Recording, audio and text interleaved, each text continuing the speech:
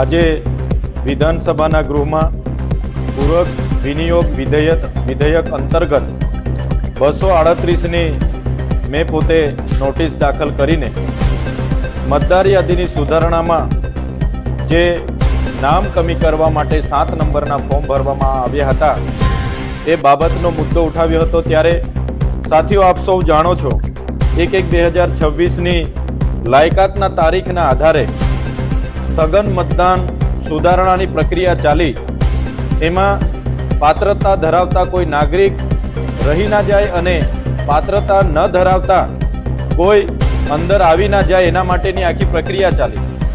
એ દરમિયાન વાંધા અરજીઓ રજૂ કરવા માટે શરૂઆતમાં 18 જાન્યુઆરીની સમય મર્યાદા નક્કી કરવામાં આવી, બાદમાં 30 જાન્યુઆરીની સમય મર્યાદા જણાવવામાં આવી।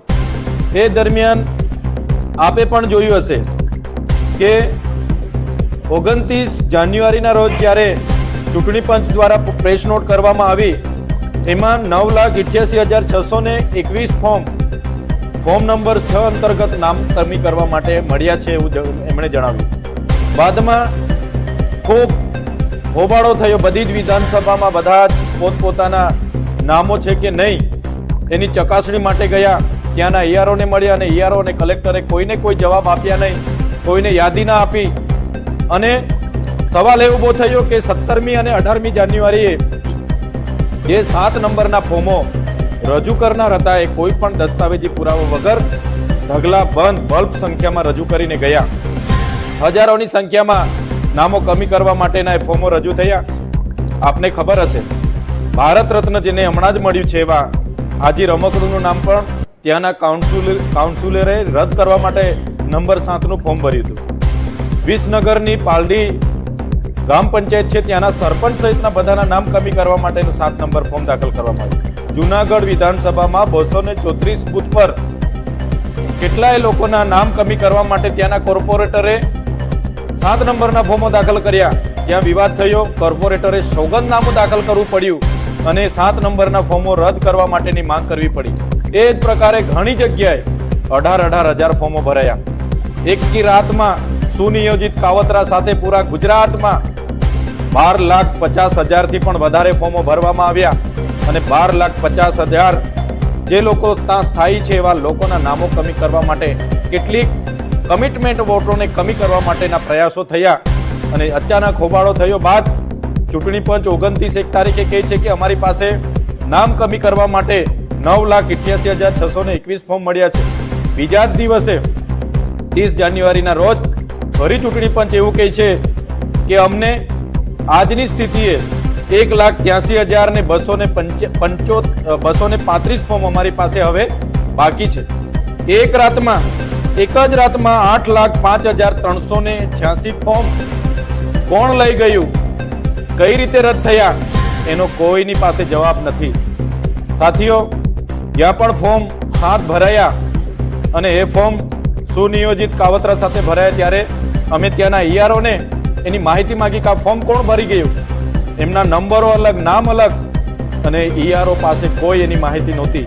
આપણી મામલતદાર, પ્રાંત, કલેક્ટર તમામ કચેરીઓ સીસીટીવી કેમેરાથી સજ્જ છે, છતાંય કોઈ પણ દસ્તાવેજી પુરાવા વગર સંવિધાનમાં આપેલો મતદાનનો બંધારણીય અધિકાર છીનવવા વાળા લોકો હજારોની સંખ્યામાં એક કાવતરું કરીને, સુનિયોજિત કાવતરું ઘડીને મતદાનનો અધિકાર છીનવવાના પ્રયાસો થયા અને તંત્ર એ લોકોને પકડવામાં નિષ્ફળ ગયું। એક પણ જગ્યાએ એ ફોર્મ નંબર 7 રજૂ કરનારા સામે કોઈ પણ કાર્યવાહી નહીં થઈ। ત્યારે મતદાર યાદીમાંથી નામ કમી કરવા માટેના જે પણ લોકોએ 7 નંબરના ફોર્મો ભર્યા છે એમને આઈડેન્ટિફાઈ થાય અને એમના પર કાર્યવાહી થાય। લોક પ્રતિનિધિત્વ ધારો 1950 અંતર્ગત એમના પર કાર્યવાહી થાય એવું અમે સન્માન્ય ગૃહમાં પણ માંગ કરી છે। સાથીઓ, જે પણ 7 નંબરના ફોર્મો દાખલ કર્યા, ભલે રદ થયા હોય કે નહીં થયા હોય, પણ એમાં ચૂંટણી પંચને ગેરમાર્ગે દોરવાનું કામ કર્યું છે। ચૂંટણી પંચનું જે પણ મતદાર સુધારણા યાદીના કામ કરનારા લાખો માનવ કલાકોનો આમાં ગેરરીતે ઉપયોગ થયો છે। ત્યારે આવા લોકો જેમણે પણ ચૂંટણી પંચને ગેરમાર્ગે દોર્યા છે અને ચૂંટણી પંચના જે લાખો માનવ કલાકો જેમણે વેડફ્યા છે એવા લોકો પર કેમ ન કાર્યવાહી કરવી એ પણ અમે સન્માન્ય ગૃહમાં આજે એ મુદ્દા તહજ કહેવા માંગીએ છીએ. ત્યારે આપના માધ્યમથી ફોર્મ નંબર 7ના જે પણ લોકોએ ફોર્મ ભર્યા એમને આઈડેન્ટિફાઈ કરીને એમના પર કાયદેસરની કાર્યવાહી કરવામાં આવે એ અમે માંગ કરીએ છીએ.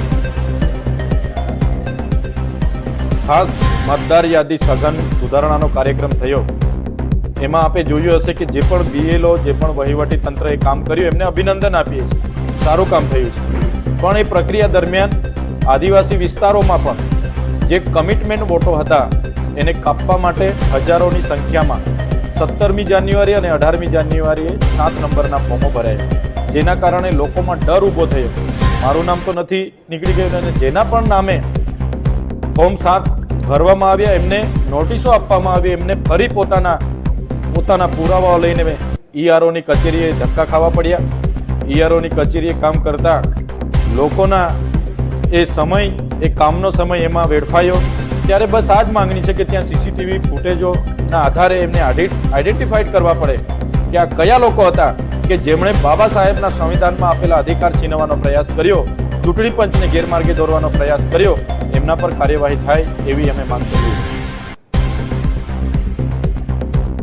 જ્યારે મારી ચર્ચા ચાલુ થઈ, માનનીય મંત્રી શ્રી અર્જુનભાઈ મોઢવાણિયા દ્વારા પોઈન્ટ ઓફ ઓર્ડર લેવામાં આવ્યો અને એ દરમિયાન લગભગ 38 થી 40 મિનિટે પોઈન્ટ ઓફ ઓર્ડરમાં ચર્ચા થઈ. પરંતુ સાથીઓ, આ કોઈ ચૂંટણી પંચ પર ટીકા ટિપ્પણી કરવા માટેનો અમારો ઈરાદો નહોતો, પણ જે મતદાર યાદીમાં સુધારણામાં જે ગેરરીતિઓ થઈ છે એ સન્માન્ય ગૃહના ધ્યાન પર લાવવાનો અમારો ઈરાદો હતો. અને એના કારણે જ અમે એ મુસદ્દો 238ની નોટિસ આપીને એ દાખલ કર્યો હતો. અને સન્માન્ય ગૃહના માન્ય અધ્યક્ષશ્રીએ પણ એને માન્ય રાખીને આજની કામકાજની યાદીમાં એ સામેલ કર્યો અને અમને સમય આપ્યો હતો. એટલે એમનો પોઈન્ટ ઓફ ઓર્ડર રહેતો નથી અને અમને આજે તક મળી છે, જે બદલ સન્માન્ય ગૃહના અધ્યક્ષશ્રીનો પણ અમે આભાર માનીએ છીએ.